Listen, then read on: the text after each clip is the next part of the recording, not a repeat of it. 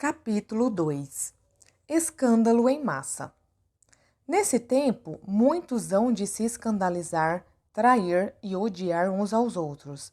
Levantar-se-ão muitos falsos profetas e enganarão a muitos. E, por se multiplicar a iniquidade, o amor se esfriará de quase todos. Aquele, porém, que perseverar até o fim, esse será salvo. Mateus 24, 10 ao 13. Neste capítulo de Mateus, Jesus está dizendo quais serão os sinais do fim desta era. Seus discípulos perguntaram: que sinal haverá da tua vinda? A maioria das pessoas concorda que estamos nos tempos da volta de Jesus. É inútil tentar precisar a data exata da sua volta. Somente o Pai o sabe. Mas Jesus disse que conheceríamos a época, e ela é agora. Nunca antes vimos um tamanho cumprimento profético na igreja, em Israel e na natureza. Assim, podemos dizer com confiança que estamos no período que Jesus descreveu em Mateus 24. Observe os sinais da sua volta iminente. Muitos hão de se escandalizar. Não poucos, mas muitos. Primeiro, precisamos perguntar: quem são esses que se escandalizam e acabam se ofendendo? São eles os cristãos ou apenas a sociedade em geral? Encontramos a resposta ao prosseguirmos na leitura. E, por se multiplicar a iniquidade, o amor se esfriará de quase todos. A palavra grega para amor neste versículo é ágape. Há diversas palavras em grego para amor no Novo Testamento, mas as duas mais comuns são ágape e filéu. Filéu define o amor que existe entre amigos. É um amor afetuoso e condicional. Filéu diz: você coça minhas costas e eu coço as suas. Ou você me trata bem e eu farei o mesmo. Por outro lado, ágape é o amor que Deus derrama no coração de seus filhos. É o mesmo amor que Jesus nos dá liberalmente. Ele não se baseia no desempenho nem em retribuição. É um amor que dá, mesmo quando é rejeitado. Sem Deus, podemos amar apenas com um amor egoísta, um amor que não pode ser dado se não for recebido e retribuído. Entretanto, o amor ágape ama independentemente de retribuição. Este amor ágape é o amor que Jesus derramou quando nos perdoou ao ser pendurado na cruz. Assim, os muitos a quem Jesus se refere são os cristãos cujo amor ágape se esfriou.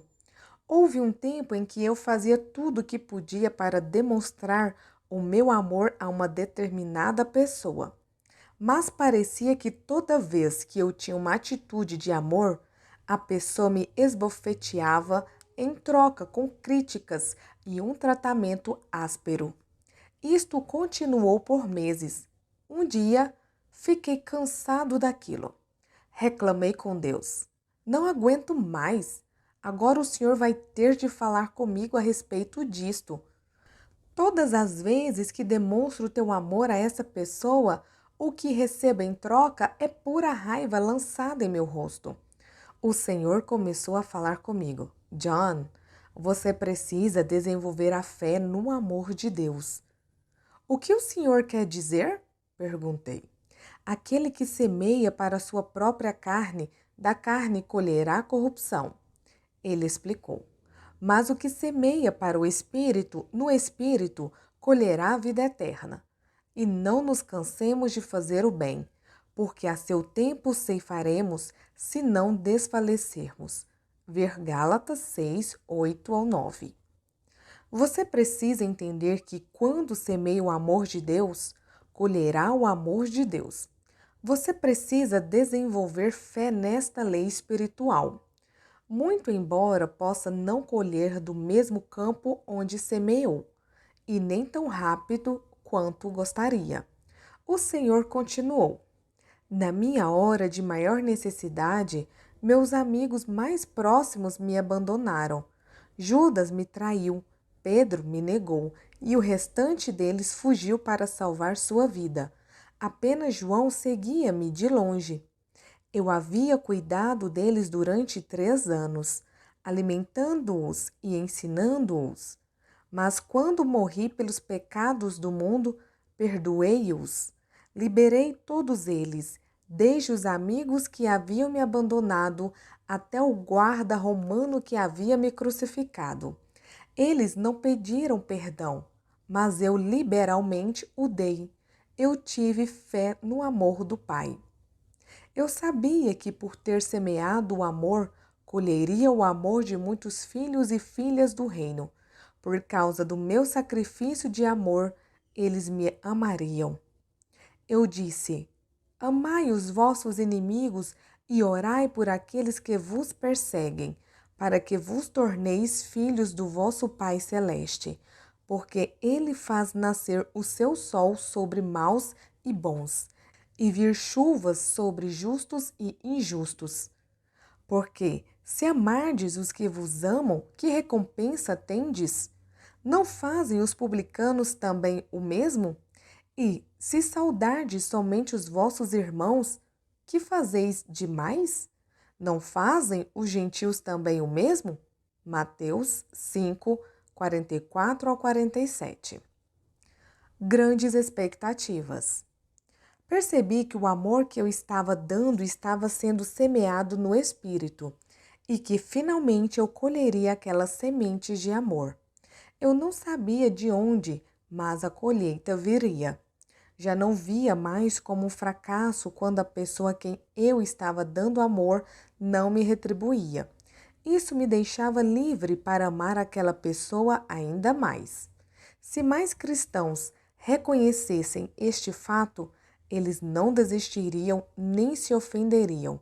Geralmente, este não é o tipo de amor no qual andamos. Andamos em um amor egoísta que se decepciona com facilidade quando nossas expectativas não são atendidas. Se tivermos expectativas a respeito de determinadas pessoas, essas pessoas podem nos decepcionar. Elas nos decepcionarão quando deixarem de atender às nossas expectativas. Mas se não tivermos expectativas com relação a alguém, qualquer coisa que nos seja dada será uma bênção e não algo que nos é devido.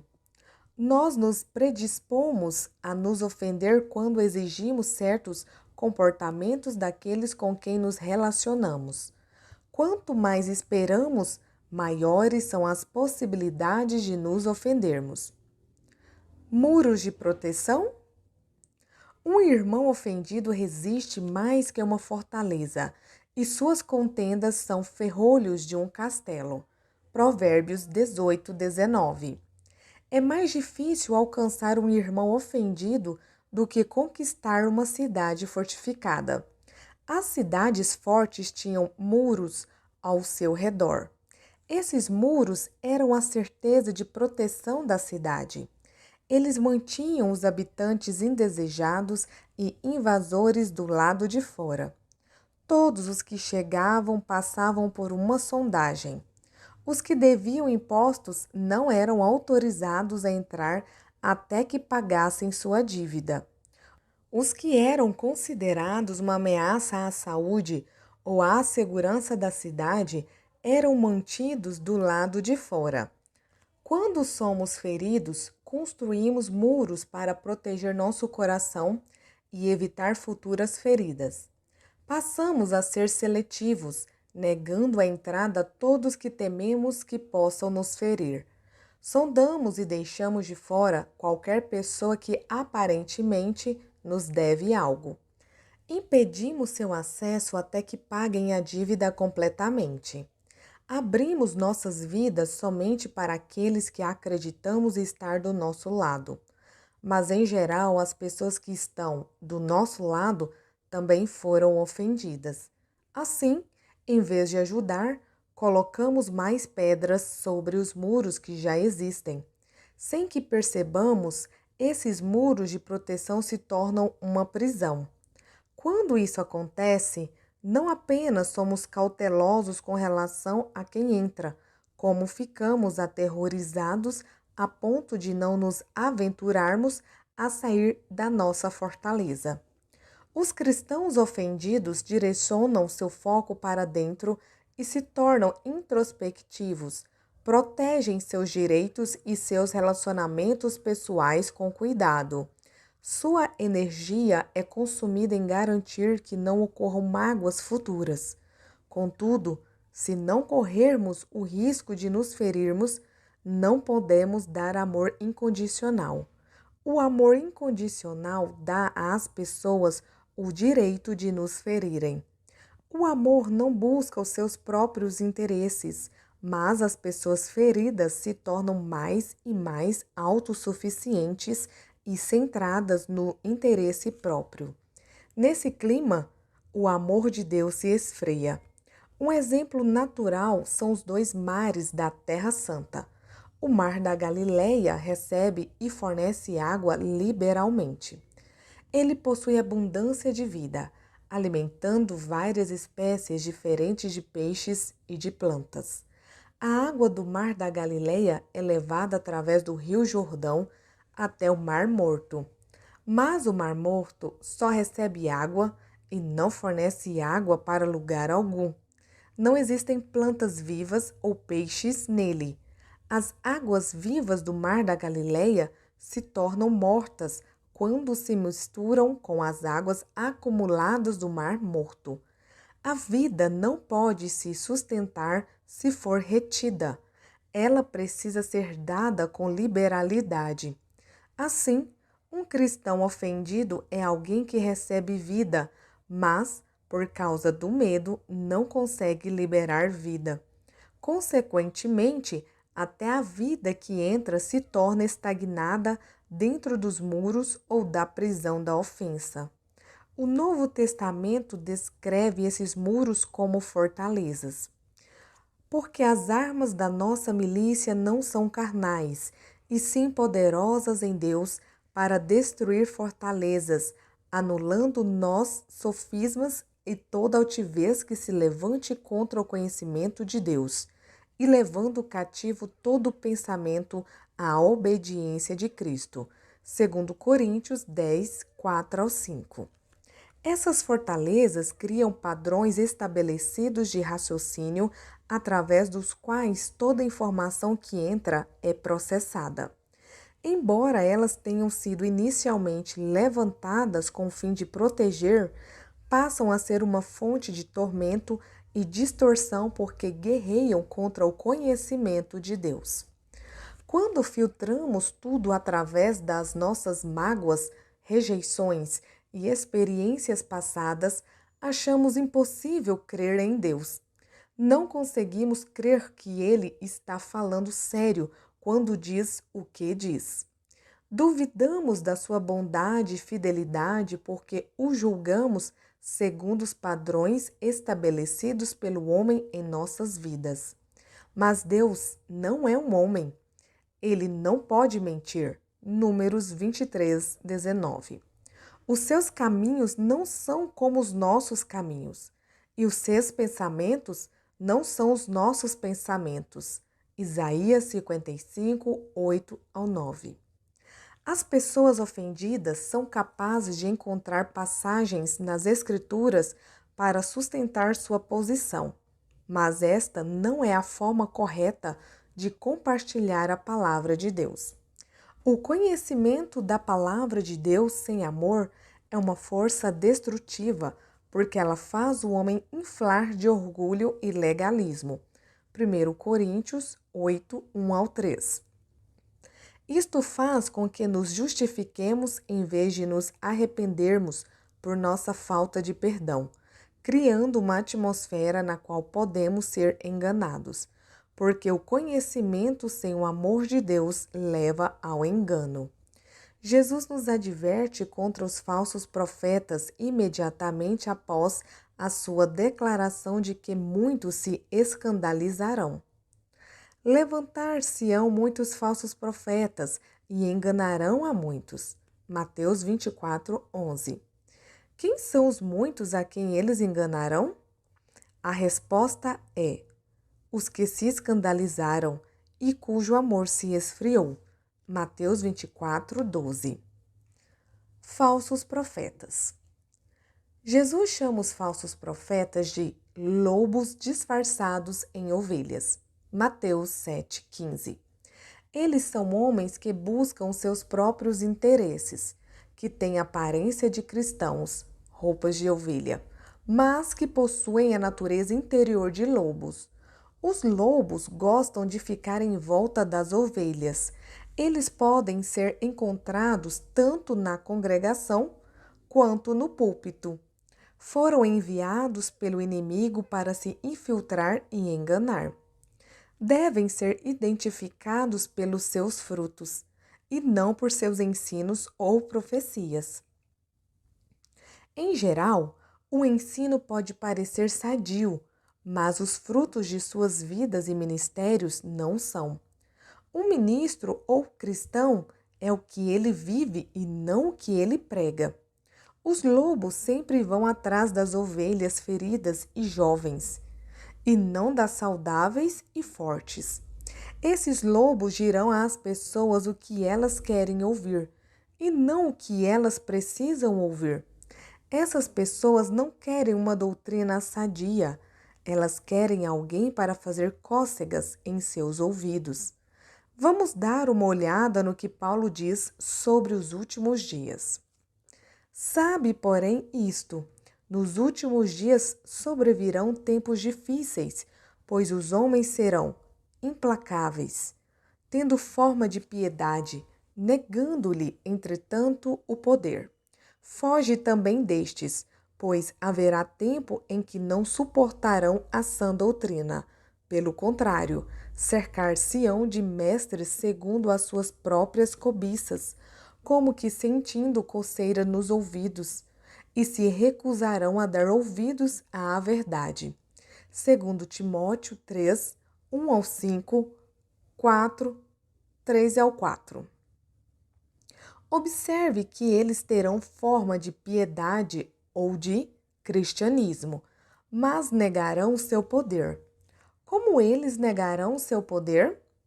Negando que o cristianismo possa transformá-los de pessoas implacáveis em pessoas perdoadoras. Eles se gabarão de serem seguidores de Jesus e proclamarão a sua experiência de novo nascimento, mas não permitirão que aquilo de que se gabam penetre em seu coração e extraia o caráter de Cristo. Geração de informação. Paulo pôde ver profeticamente que esses homens e mulheres enganados teriam um zelo pelo conhecimento, mas permaneceriam imutáveis, já que nunca o aplicariam. Ele os descreveu como pessoas que aprendem sempre e jamais podem chegar ao conhecimento da verdade, segundo Timóteo 3, 7. Se Paulo estivesse vivo hoje, lamentaria ao ver o que previu acontecendo em nossos dias.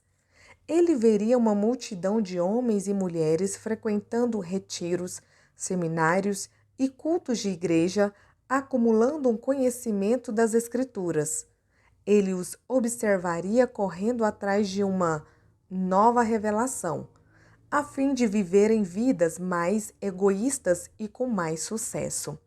Ele veria ministros levando uns aos outros à justiça por causas justas. Ele veria publicações e transmissões de rádio cristãs atacando homens e mulheres de Deus pelo nome. Ele veria os pentecostais correndo de igreja em igreja para fugirem da ofensa, todos eles professando o senhorio de Jesus e ao mesmo tempo sendo incapazes de perdoar. Paulo clamaria: arrependei-vos e libertai-vos do vosso engano, ó geração de hipócritas, que buscais os vossos próprios interesses. Não importa o quanto você está atualizado sobre as novas revelações dos muitos seminários e congressos que frequentou, nem quantos livros você leu e nem mesmo por quantas horas você ora e estuda. Se você está ofendido e não consegue perdoar e se recusa a se arrepender por esse pecado, você ainda não chegou ao conhecimento da verdade. Você está no engano e tem confundido outras pessoas com seu estilo de vida hipócrita. Independente de qual seja a revelação, o seu fruto conta uma história diferente. Você passa a ser uma fonte que jorra águas amargas que trazem engano e não verdade. Traição. Nesse tempo, muitos hão de se escandalizar, trair e odiar uns aos outros. Mateus 24:10. Examinemos esta declaração. Se olharmos de perto, podemos ver uma progressão. O escândalo, entendido como ofensa, leva à traição, e a traição leva ao ódio.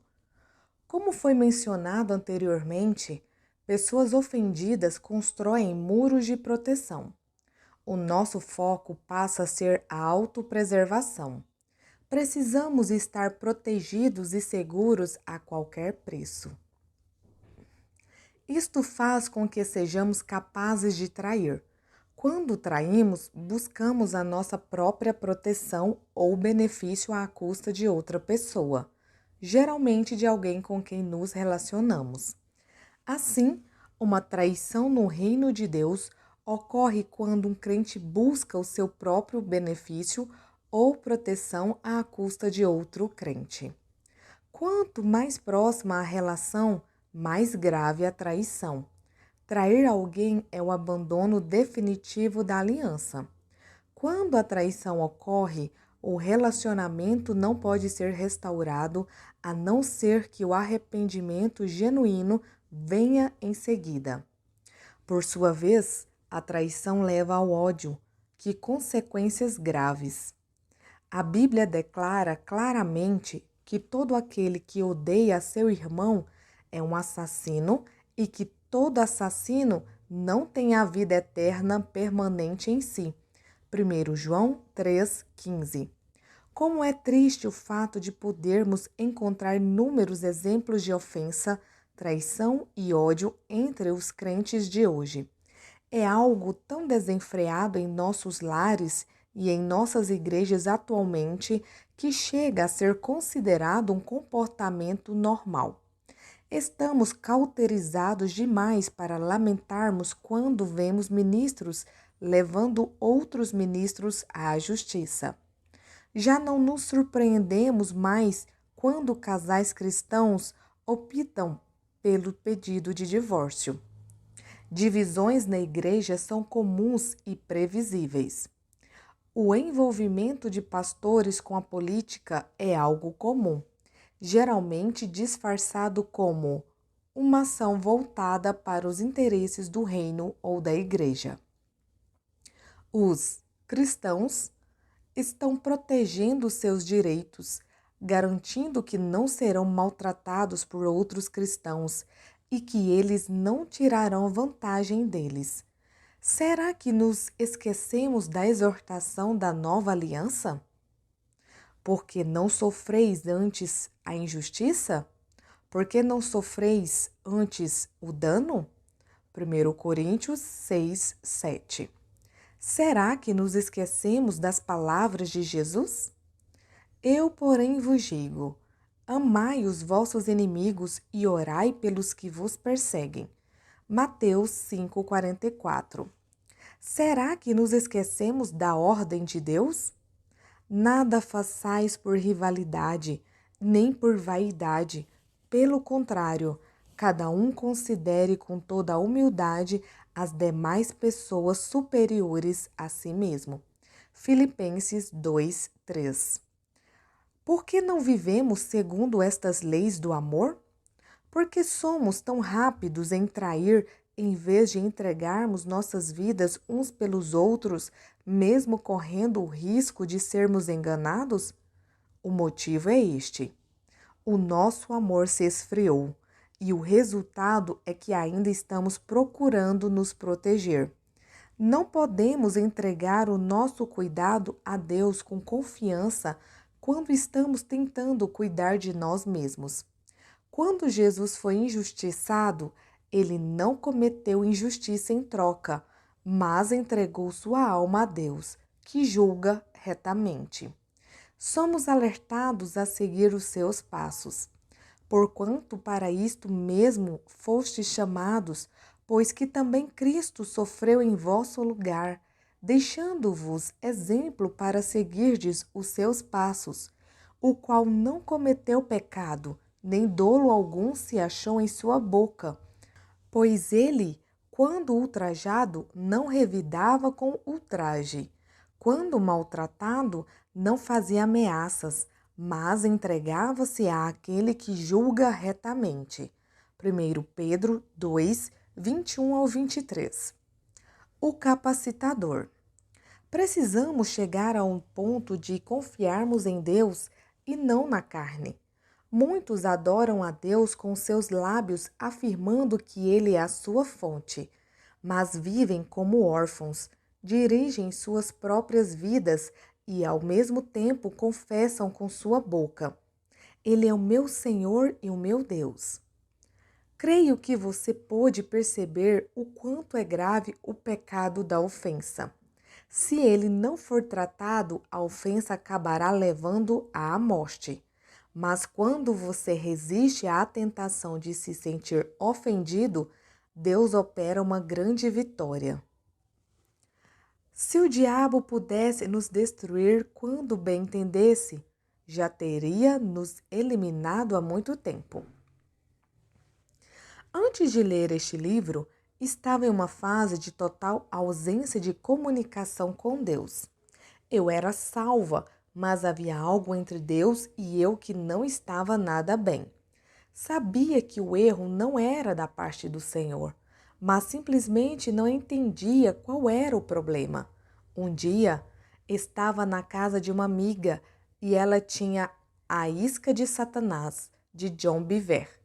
Levei-o para casa e comecei a lê-lo.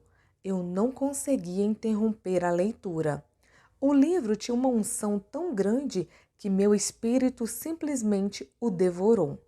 Quando estava na metade do livro, de repente percebi que o que estava impedindo o meu relacionamento com o Senhor era um espírito de ofensa. C. Georgia.